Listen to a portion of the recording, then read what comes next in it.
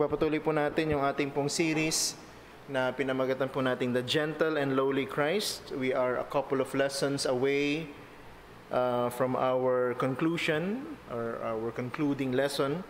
So we are almost done with the series. It's been a long journey ng ating pong pag-aaral.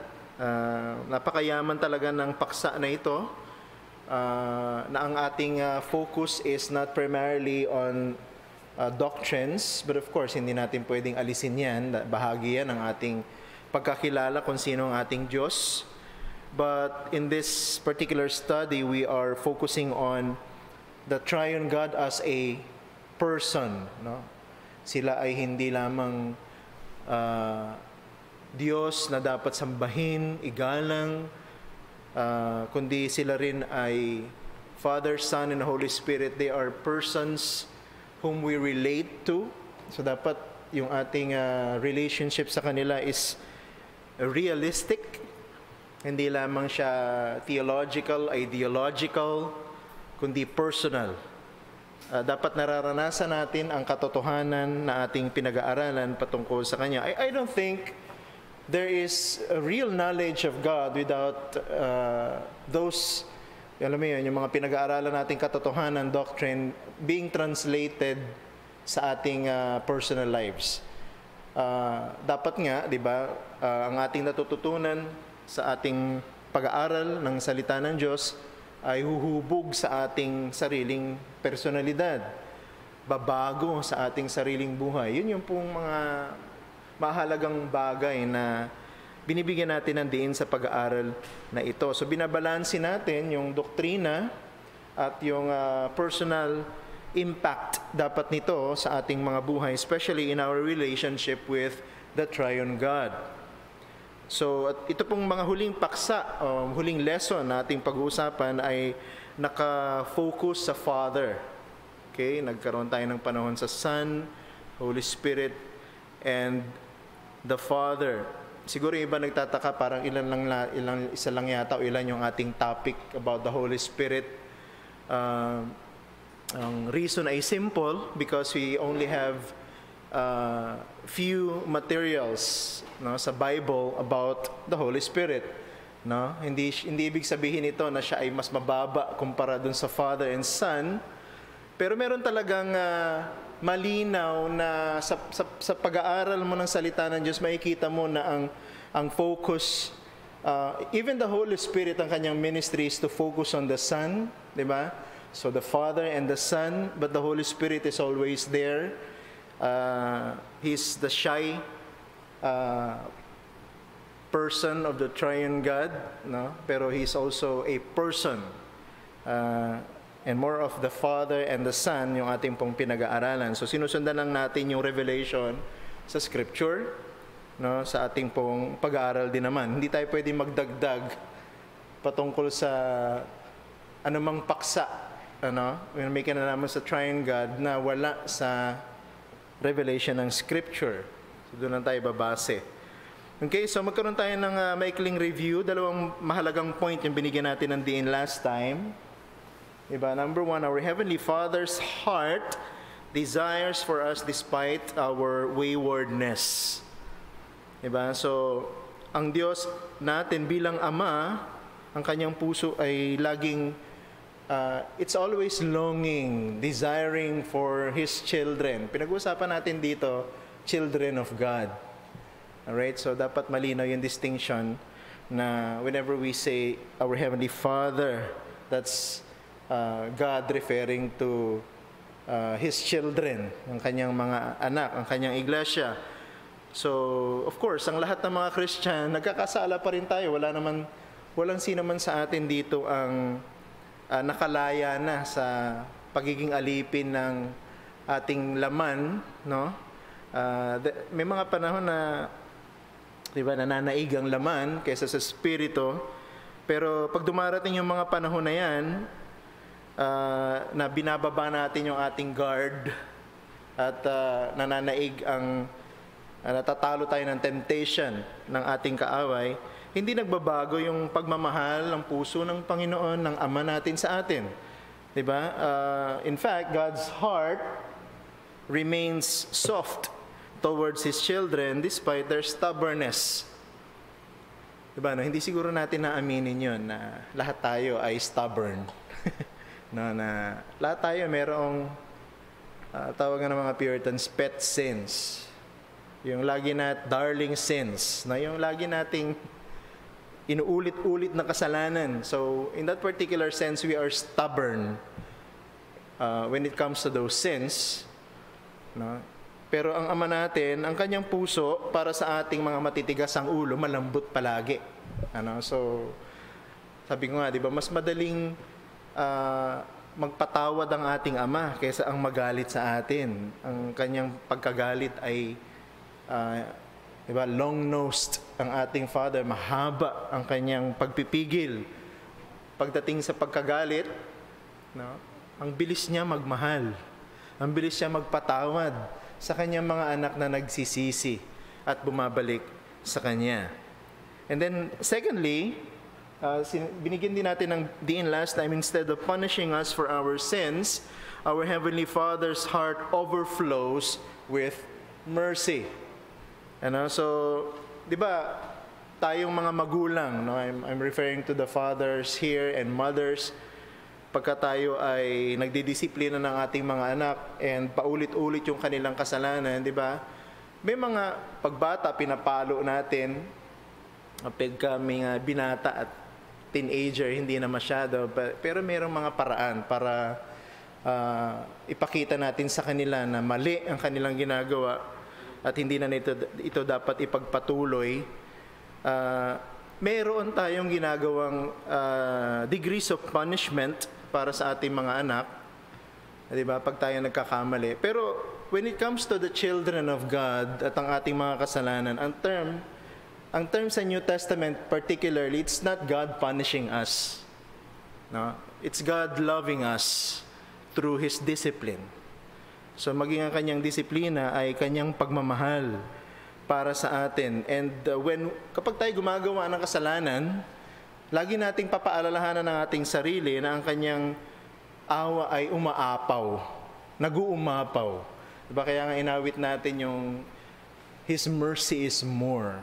Diba? Our sins, they are many, but His mercy is more. We cannot outdo the merciful heart of God with the many sins we commit. No, kahit gaano karaming kasalanan na ginagawa natin, mas lalampasan ng Panginoon ito ng kanyang biyaya at ng kanyang awa. The yearning heart of God delivers and redelivers His children from the sewage of their sins. Ayaw ng Panginoon na tayo naglulublob sa karumihan ng kasalanan. No, gagawa siya ng paraan para tayo ay ibalik sa daan ng kabanalan, kalinisan. Ayan ang pag-uumapaw ng kanyang biyaya at awa dahil ang kanyang heart is always yearning for us. Okay, so yan po yung ating basically pinag-aralan nung last Lord's Day. And this morning, we'll be discussing more about the Father. So, ito na lang yung ginamit kong title to describe our topic this morning, God who is mercy. God who is mercy. Of course, katulad pa rin ng ating patuloy na ginagawa or nakagawian, meron tayong truth. Ang truth natin for this morning is our Father is essentially merciful, so pouring out mercy simply for Him to be God. Okay, so pag pinag-usapan natin ng awa, okay, so yung awa ng Diyos ay hindi katulad ng kanyang biyaya. So, minsan napapag-interchange natin yung grace and mercy. Pero pag pinag-aralan mo siya closely, meron silang pagkakaiba. So we are focusing on the mercy of our Father.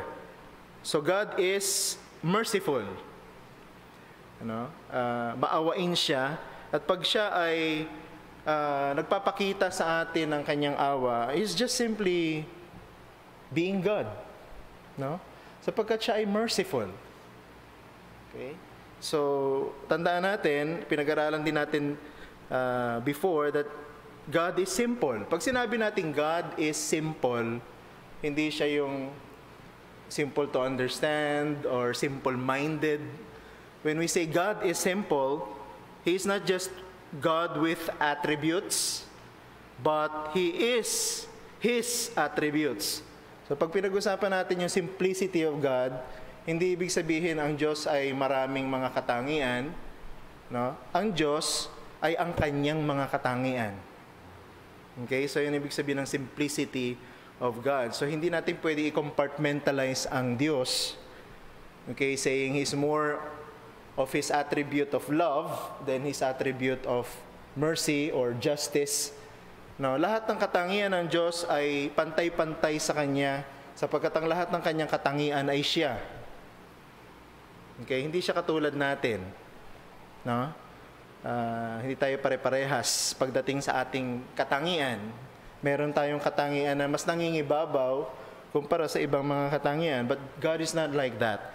Kaya pag sinabi natin God is merciful, that's just Him being Himself. Siya bilang Kanyang sarili. So two preliminary thoughts. Number one, it is natural for God to show mercy.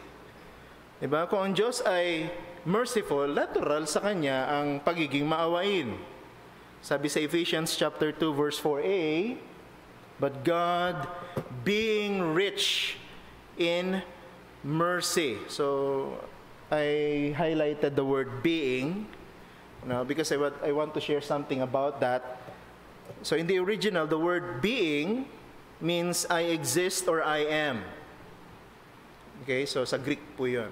Pag pinag-aralan nyo mabuti, yung salitang being, natatandaan nyo sa Book of John, yung mga I am sayings ni Jesus, ego, eimi. So that word being is eimi. Diba? So, God is being. No, it's not just a word that describes another word. No, this word being does not describe mercy or rich. This being describes God. That word being describes God. So isa siguro yung katulad ng sinabi ko, no, isa sa mga sayings ni Jesus, I am sayings, yung sa John chapter 8 verse 58, sabi niya, Jesus said to them, truly, truly I say to you, before Abraham was, I am. Diba? Bago pa si Abraham, ay ako na nga. Yan ang sinabi ni Jesus. Na pag pinag-aralan po natin yung konteksto ng talata na ito, Jesus was actually referring to the fact that His existence precedes that of Abraham. Kasi sinasabi ng mga Hudyo, kay Abraham kami. Parang gano'n ang sinasabi nila sa discussion. Sabi ni Jesus, bago pa si Abraham, ako na. Diba? Kaya hindi nila matanggap na si Jesus ay ang anak ng Diyos. And there was a point, pag pinag-aralan yung Book of John, that Jesus was implicitly declaring that He is the Son of God.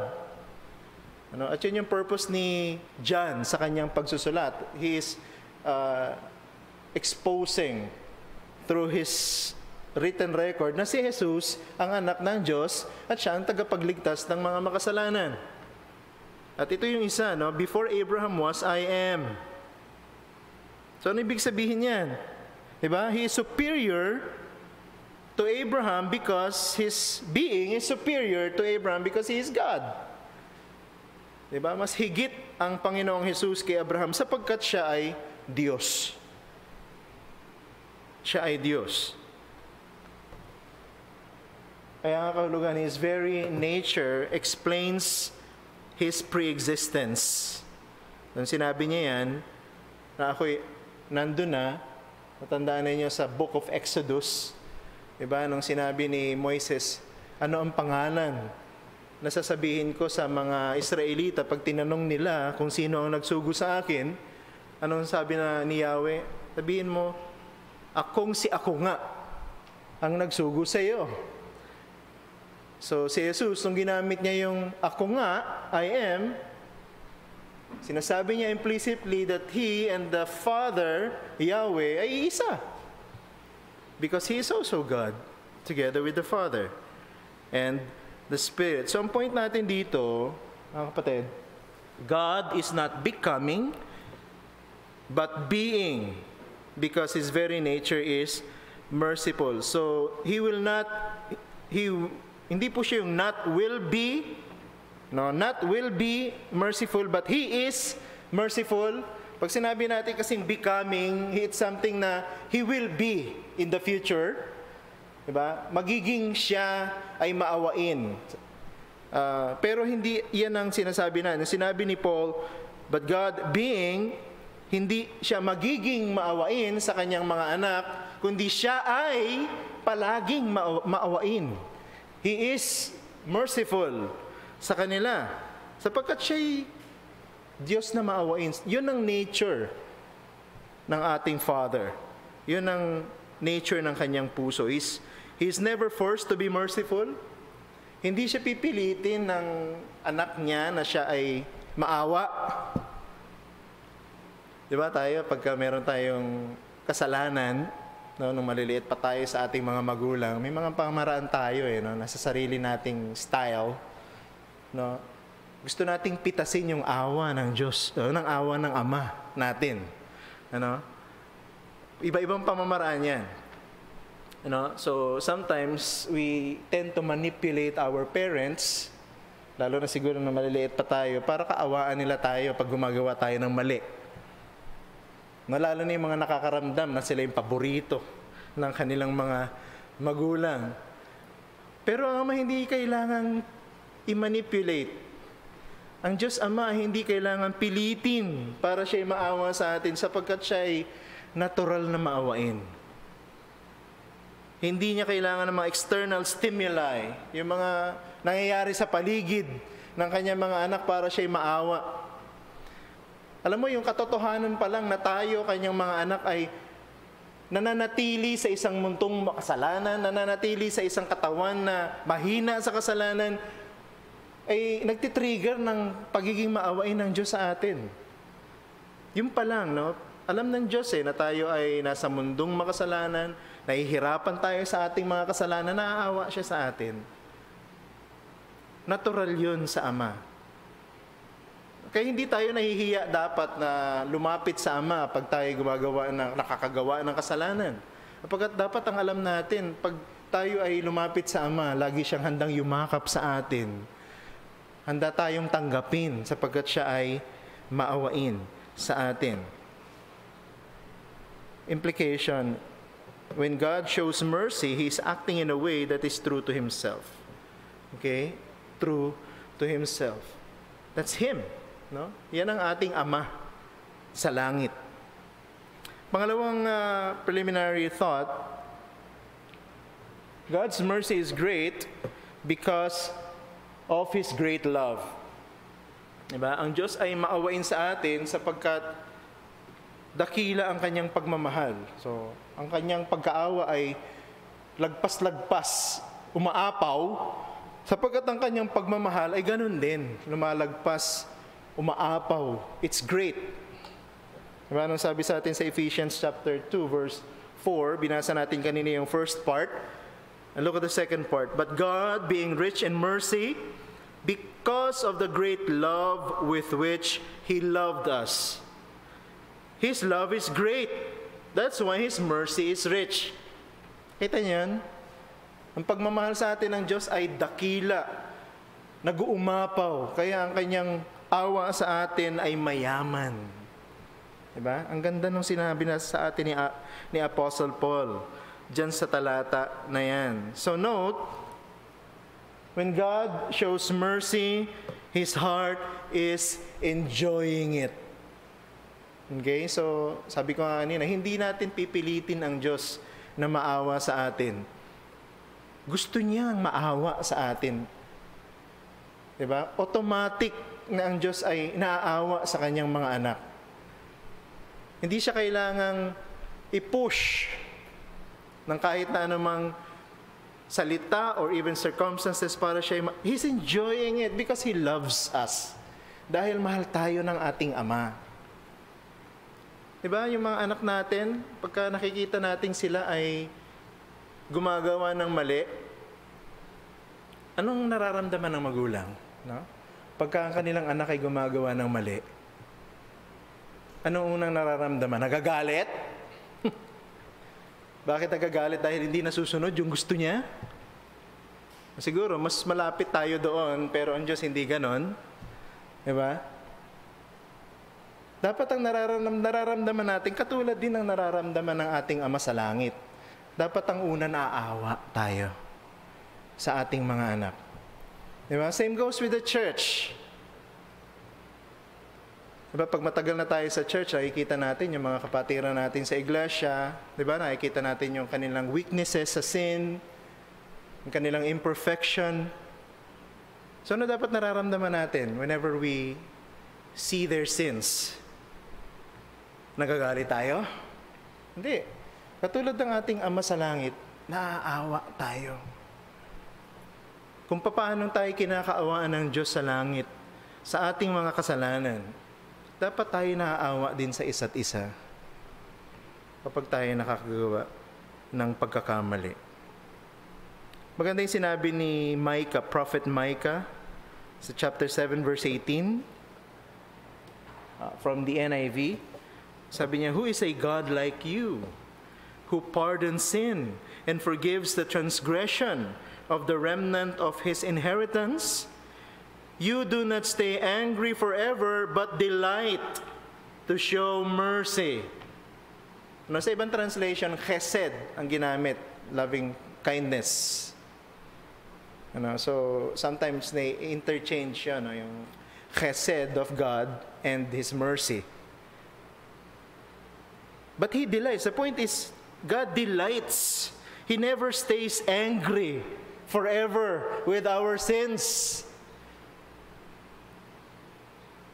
Kasi natural sa Kanya yung maawa. Diba? Pagka tayo naaawa, malambot ang Kanyang puso. Kahit na tayo gumagawa ng masama sa harapan niya. Ganun niya tayo kamahal. Nagbago ang lahat nung tayo'y naging mananampalataya ni Jesus. Nakita niyo po yan? Ang isang hindi mananampalataya, pag nakikita ng Diyos ang kanyang kasalanan, siya'y namumuhi. Diba? Siya'y nagagalit, siya'y handang magparusa sa kanila. Kaya ang hindi Christian, kung ikaw hindi Christian, nakikinig ka ngayon, diba? Ikaw ay nakabitin sa bangin ng panganib. Kailan mahuhulog ang isang hindi mananampalataya sa kaparusahan? Kamatayan niya. Pag namatay ang hindi mananampalataya, mahuhulog siya sa kanyang walang hanggang kaparusahan. Pero ang Diyos Ama sa kanyang mga anak, iba. Diba? Na bago dahil sa ating kaugnayan sa kanyang anak na si Jesus. Diba? Sino ang Diyos na sa atin ay nagpapatawad sa mga kasalanan? Diba? At siya hindi nananatiling galit sa atin, but He delights. His heart is always happy, showing mercy. That's God, our Father. Diba? Another example for us to follow. Diba, mga Christians? Church? That's another example for us to follow. Dapat manaig sa atin at sa isa't isa ang awa. Pag nakita natin kapatid natin, nagpapatuloy siya sa kanyang kasalanan, maaawa tayo, and then we pray for them. And then pagka nakikita mo siya talaga'y malinaw na lumalabag sa salita ng Diyos at ikaw ay saksi, then what's your next step? Hindi ka matatapos at mananalangin ka lang para sa kanya. Diba? Yan ay 50% lang ng iyong pagmamahal sa kanya. So ano dapat na susunod na step? Sabihin mo sa kanya na mali ang kanyang ginagawa. Inform the brother or sister na siya ay nagkakasala.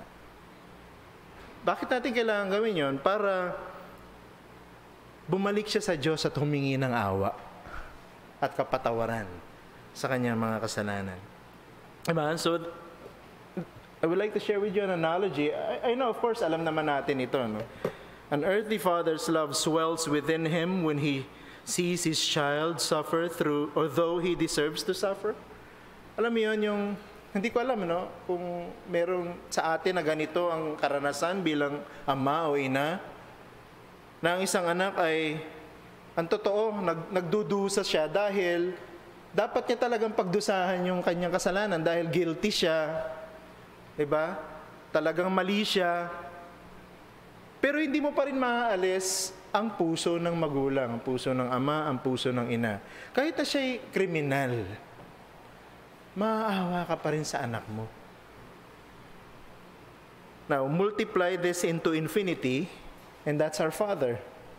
Heavenly Father. Ang ating kasalanan, ang ating kasamaan, pinapatawad tayo ng Ama dahil naawa siya sa atin. Ayaw niya na tayo ay magpatuloy sa kasamaan. Maganda yung sinabi ng isang Puritan, si Thomas Goodwin sa kanyang Works Volume 2. Share ko sa inyo kanyang binanggit tungkol dyan. Sabi ni Goodwin, he is possessed with love, the Father, possessed with love to his children that he will hear nothing contrary. Yea, his love is so strong that if there be any accusation that's against the child of God, if at any time sin or devil come to accuse, it moves God to bless. His love is so violent, it is so set, that it takes occasion to bless so much more. So what's the point? When the devil comes, or when some other people come to accuse us of our sins, totoo yung kanilang accusation. Diba? The devil will not accuse us of something that we didn't do. Diba? Hindi naman all-knowing ang si Satan and his demons, pero alam nila yung lahat ng ating ginagawa. So by merely observing us every day, alam na nila kung ano yung tumatakbo sa isip natin, bagamat di nila nababasa yung isip natin. So they can accuse us, di ba? Banggit ko rin yan sa ating ilan sa mga preachings natin that Satan will come to us and bobombahin niya yung ating mga isipan ng mga kasinungalingan, sometimes katotohanan ng ating mga kasalanan para mag-guilty tayo, para ma-depress tayo, para sumuko tayo. Pero sabi dyan, God will not hear anything contrary. Instead, He will love us more. Ganun siya bilang ama No? Regardless kung ano yung accusation, regardless kung ano man yung ating ginawang kasalanan, God will not stop loving us. And He will continue loving us until the end. Ganon ang kanyang puso para sa kanyang mga anak.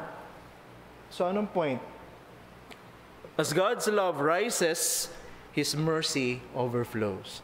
Pagka ang pagmamahal ng Diyos, di ba, ay dakila, aapaw lalo ang kanyang awa sa atin. Diba, ang gandang encouragement nito. Matinding encouragement ito sa atin, fellow Christians. Sa ating struggles sa mundo na ito, sa kasalanan, diba, at sa lahat na. We can always run to our Father and be embraced. At bubulungan tayo ng Diyos, sasabihin niya sa atin, mahal niya tayo, at naaawa siya sa atin. At naiintindihan niya tayo. Okay? So let's talk about rich in mercy. God is rich in mercy. Yan ang sinabi ni Apostle Paul, di ba, sa Ephesians chapter 2. Note, nowhere else in the Bible is God described as rich in anything other than mercy. Pag pinag-usapan yung love, great. Di ba? Great ang pag-ibig, dakila ang pag-ibig ng Diyos. Pero pag pinag-uusapan yung mayaman, ang Diyos, laging ang kadugtong sa kanyang awa. He is rich in His mercy. Now, pinag-aralan natin last time, Jeremiah 31, verse 20, natatandaan niyo yun? Diba? In the Old Testament, the prophet Jeremiah doubled up the word mercy to show that God is overflowing with mercy. Diba, ito yung suggestion ko na literal translation ng Jeremiah 31 verse 20c. Diba, sabi niya, having mercy, I will have mercy on him, declares the Lord. So, yung kanyang awa ay papatungan niya pa ng maraming awa at maraming awa. So, ganun siya. He multiplies mercy. Diba? Ang Diyos, maraming awa. Walang katapusan ng awa sa atin na kanyang mga anak. Now, in the New Testament, this is how the prophet Jeremiah, and of course many other prophets in the Old Testament described the mercy of God, the richness of God's mercy. In the New Testament, the Apostle Paul used the word rich to describe God's mercy. Diba? Binasa na natin kanina. But God being rich in mercy, siya'y mayaman sa kanyang awa. Walang katapusan. Hindi masusukat ang kanyang awa. We cannot even describe it in words. We can only use superlatives para i-describe kung gaano katindi ang awa ng Diyos. But we cannot describe it more than the superlatives. Siguro ang suggestion ko na lang sa atin, huwag na natin piliting i-define. Hilingin natin sa Diyos na maranasan natin lagi yung awa, mayamang awa niya sa atin. Two things, patungkol dito sa rich and mercy. Number one, our need for God's rich mercy. So, kailangan natin ang mayamang awa ng Diyos. So, pinag-usapan natin dito bilang mga mananampalataya ni Jesus. Okay? So, hindi lang po kailangan ng mga hindi mananampalataya ni Jesus ang awa ng Diyos. Tayo din, kahit tayo mananampalataya na. Kung nasusundan niyo po yung ating mga preliminary thoughts, kailangan din natin ang awa ng Diyos.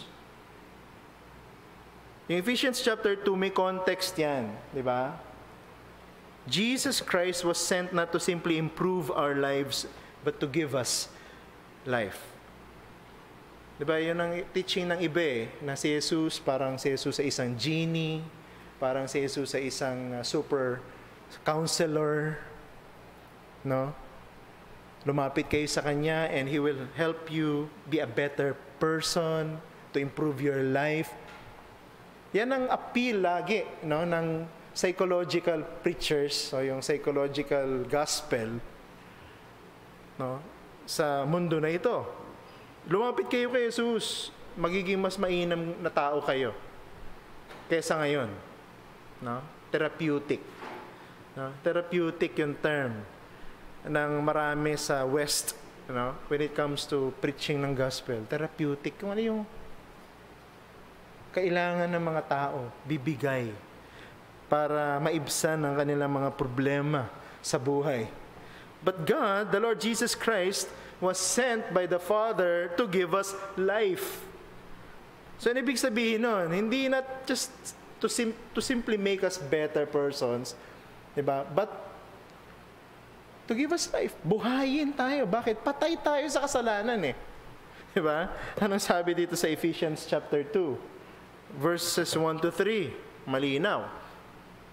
And you, natandaan natin, Ephesians chapter 2 was written to the believers, diba? Na member ng Ephesian Church. Pero tingnan nyo, dinidescribe ni Apostle Paul sa kanila yung dati nilang kalagayan bago sila naging mananampalataya ni Jesus. And you were dead in the trespasses and sins in which you once walked. Kaya puro past tense. Ito kayo dati. Diba? Nung kayo ay hindi pa mananampalataya. Following the course of this world. Following the prince of the power of the air, the spirit that is now at work in the sons of disobedience, among whom we all once lived in the passions of our flesh, carrying out the desires of the body and the mind, and were by nature children of wrath, like the rest of mankind. And then pag binasa mo yung verse 4, 5, 6, 7, and 8, makikita mo doon, but God, because of His great love, dahil ang kanyang awa ay nag-uumapaw, anong ginawa niya? Binuhay niya tayo mula sa pagiging patay. So, dapat lalo natin nakikita yung yaman ng awa ng Diyos. Di ba? Pag lagi nating pinapaalalahanan, sino ba tayo bago tayo naging Christian? Yun ang point ni Paul kung bakit ni-record niya yan. No, tandaan niyo dati, ganito kayo. Pero ngayon, ganito na kayo. Dahil ang Diyos naawa sa inyo. Kailangan natin diba? Para tayo mabuhay. Kung hindi kaawaan ng Diyos ang isang makasalanan na wala kay Jesus, magpapatuloy siya sa kanyang kasamaan at siya'y mapapahamak magpasawalang hanggan. Kaya purihin natin ang Diyos kung tayo ay Christian, dahil naawa ang Diyos sa atin, hinango niya tayo sa tiyak na kapahamakan na walang hanggan, binigyan niya tayo ng buhay na walang hanggan, dinala niya tayo sa kaharian ng liwanag, sa kaharian ng kanyang mahal na anak na si Jesus. So note, our nature of sin is so comprehensive, so radical, that we do not just slip into sin, but we live out our sins. Diba? Hindi lang tayo nadadapa, kaya tayo nagkakasaala.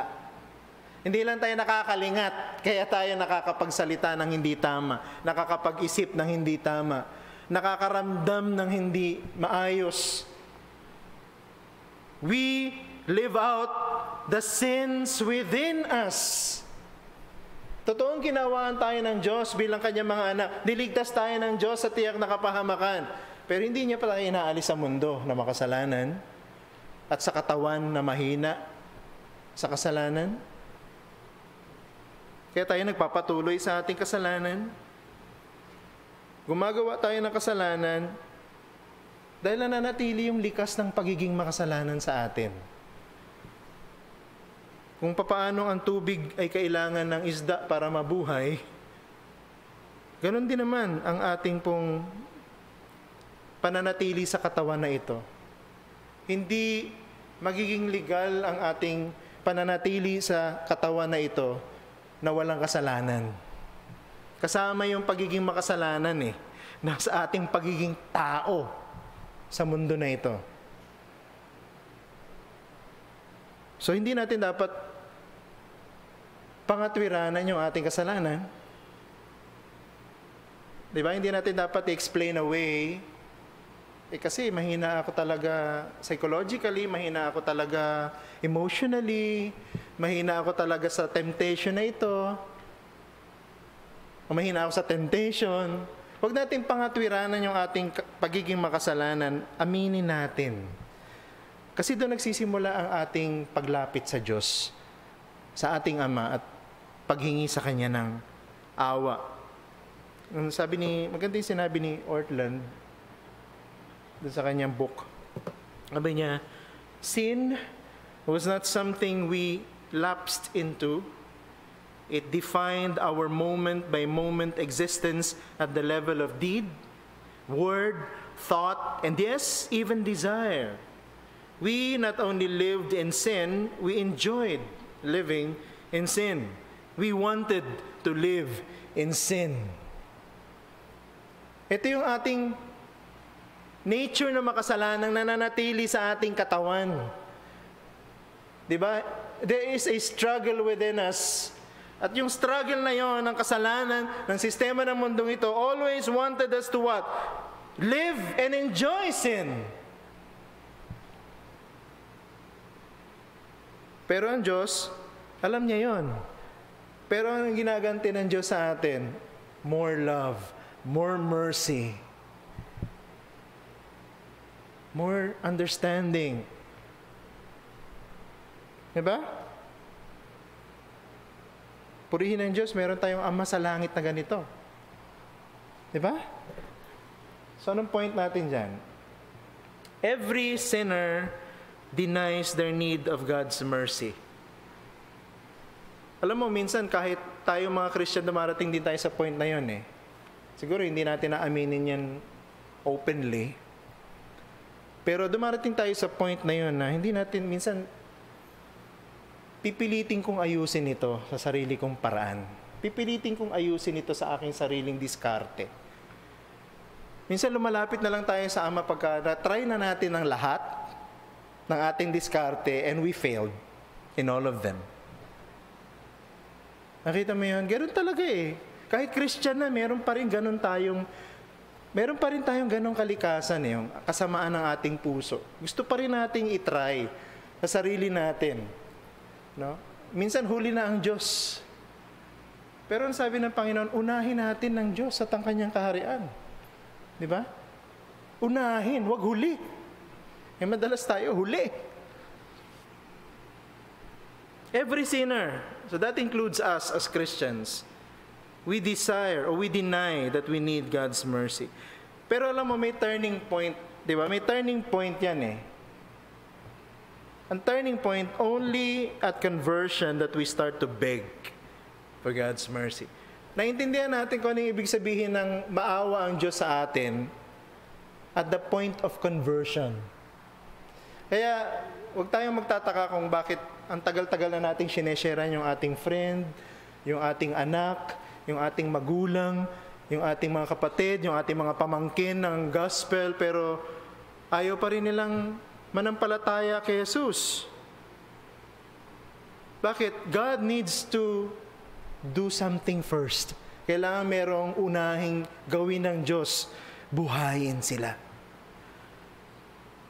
Nangyayari yun pag ang isang Christian ay na-convert, diba? Na siya ay, makikita niya, kailangan ko ng, makikita niya una sa sarili niya, makasalanan siya.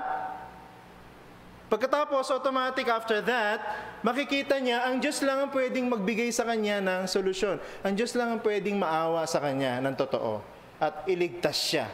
Di ba ganyan nangyari doon sa tax collector sa Luke 18? Di ba? Verse 13. But the tax collector, natandaan niyo yun, Pariseo, tapos tax collector. Yung tax collector nandun para mag-pray sa temple. Yung Pharisee nandun para makipagpaligsahan sa tax collector. It's the Pharisee versus the tax collector. Yun ang point of view ng Pharisee. Pero ang point of view ng tax collector, it is God against him. Because of his sins. It's God between him and God. Siya at ang Diyos. Wala siya nakikitang iba. Hindi niya nakikita yung Pariseo, hindi niya nakikita yung ibang tao sa loob ng templo. Nakikita niya lang yung sarili niya sa harap ng Diyos.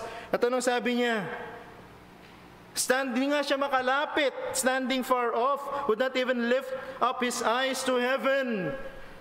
But he kept on beating his breast, saying, God, be merciful to me, a sinner. Nare-realize lang ng isang tao na kailangan niya ng awa. Kaya nga sabi ni Luke, ito yung, sa dalawa, ito yung lumabas na justified. Ibig sabihin, between the Pharisee and the tax collector, yung tax collector yung na born again. Yung Pharisee na natili sa kanyang kasamaan at kasalanan. Pero ang point dyan, nakita mo, pag ang isang tao na born again, makikita niya, makasalanan siya. At anong kailangan niya? Mercy of God. Have mercy on me. Save me. Okay, hindi mo didiktahan ng isang makasalanan kung anong dapat niyang sabihin sa kanyang panalangin para siya ay iligtas ng Diyos. Ang isang makasalanang binuhay mula sa kanyang pagiging patay, alam niya kung anong sasabihin niya. Alam niya kung kanino siya pupunta. Sa Diyos. Kakausapin niya ang Diyos at sasabihin niya, maawa sa kanya, iligtas siya. So, kung meron pang hindi Christian na nanonood, sana makita mong makasalanan ka. At ang Diyos lang ang pwedeng magligtas sa iyo. Second point, God's solution of rich mercy. So meron tayong pangangailangan ng mayamang awa ng Diyos. Anong ginawa ng Diyos? Nagbigay siya ng solusyon. Ganun siya talaga yaman. Ang kanyang puso kalaki para sa atin. No? Meron siyang binigay na solution. Note, however, that we experience the richness of God's mercy at conversion, but we see its fullness in the incarnation. Ang totoo, hindi pwedeng maging true yung isa without the other, di ba? We can only see the fullness of the mercy of God in the incarnation of Jesus Christ pag naging Christian tayo. Pag hindi tayo naging Christian, di ba, ang tingin ng hindi Christian na mga tao sa gospel, kalokohan. Di ba? Kasinungalingan. Mga baliw lang ang naniniwala dyan. Pero para sa atin, ang mga totoong binuhay ng Diyos at conversion, nakikita natin ang kabuuan ng pagiging maawain ng Diyos, hindi sa Kanyang sinabi, hindi sa Kanyang ginawa, kundi sa Kanyang anak. Diba? Ang Kanyang anak, ang sukdulan ng pagkaintindi natin kung anong ibig sabihin ng maawain ng Diyos. Sa Lumang Tipan, nakikita ng mga Israelita ang awa ng Diyos. Sa papaanong paraan? Pag sila'y gumagawa ng kasalanan, sila'y pinarurusahan. Pag sila'y nagsisi, nagpapadala ng human savior. Diba? Nililigtas sa pamamagitan ng kanyang human king. Diba? Nagpapaalala sa pamamagitan ng kanyang human prophets. Pero pagdating sa bagong tipanan, anong ginawa ng Diyos para patunayan ang kanyang awa sa kanyang mga anak? Pinadala niya ang kanyang anak. Si Jesus. Si Jesus. Ang sabi sa atin ni Paul through Titus, for the grace of God has appeared. Ang biyaya ng Diyos, ang totoong ibig sabihin ng pagiging maawain ng Diyos, nagkatawang tao at nagligtas siya ng marami. Yan ay ang ating Panginoong Yesus. Tama yung sinabi ng isang Puritan na si Richard Sibbes, di ba? Christ is nothing but pure grace clothed with our nature. Ang Panginoong Jesucristo ay ang biyaya, ang awa ng Diyos na nagkatawang tao. Di ba? Yan ang sinasabi ko madalas. Anong implication nito para sa atin? Jesus shows us how God's richness in mercy actually looks and speaks. Diba?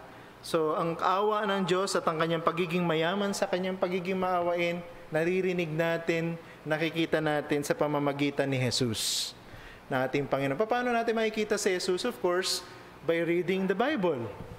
It's all there. Si Jesus ba ay makikita lang natin sa Matthew, Mark, Luke, and John? Yun lang ang record patungkol sa life and ministry of the Lord Jesus, di ba? Hindi.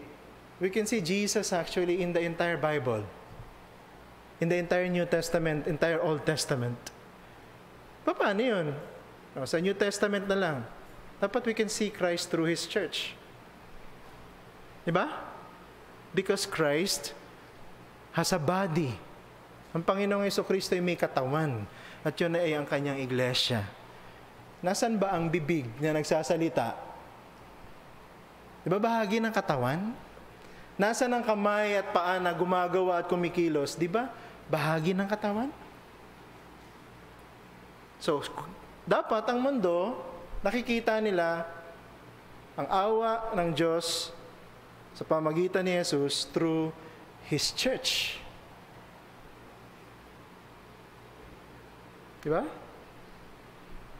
Meron isang Puritan perspective, no, na maganda rin patungkol sa solusyon ng Diyos ng biyaya o ng awa dahil sa kanyang pagmamahal. Yung term ng isang Puritan, sabi niya, the invincible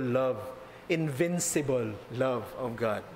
So ganito daw katindi yung solusyon na binigay ng Diyos sa atin sa pamamagitan ng kanyang anak. So Jesus is the proof of the invincibleness of God's love for us. Si Thomas Goodwin ang nag-coin yan No? Sabi niya, because the love of God is invincible, it overcomes all difficulties. Siguro hindi natin naririnig lagi yan, no? The love of God is invincible. Ang isa sa mga verses na nagpapakita sa atin yan is Ephesians chapter 2 verse 6. Ang sabi diyan, and raised us up with Him and seated us with Him in the heavenly places in Christ Jesus. O paano naging invincible proof ito ng love of God, the mercy of God, na solution niya sa ating need of love and mercy. Alam niyo, si Jesus ngayon ay wala sa mundo, siya ay nasa langit, di ba? Ang kanyang pagpanik sa langit, ang sukdulan ng patunay na hindi matatapos ang awa at pag-ibig ng Diyos sa atin. Kung gusto ng sino man na patunayan na natatapos at napuputol ang pag-ibig ng Diyos sa kanyang mga anak, kailangang ibaba niya ulit si Jesus mula sa langit, patayin muli, at huwag hayaang muling mabuhay. That is impossible, of course. Exactly the point. Imposible, hindi mangyayari na mapuputol ang pag-ibig at awa ng Diyos sa kanyang mga anak, because Jesus is right there in heaven, and He will remain there in heaven until His final return. Point. God's rich mercy cannot end because what Jesus accomplished could not be undone. Ito yung solusyon ng Diyos ng mayamang awa sa atin. Kaya ang awa ng Diyos hindi matapos-tapos. Ito'y parang bukal na hindi humihinto. Kapagkat ang source ng kanyang awa at pagmamahal sa atin nandun sa langit, kasama niya.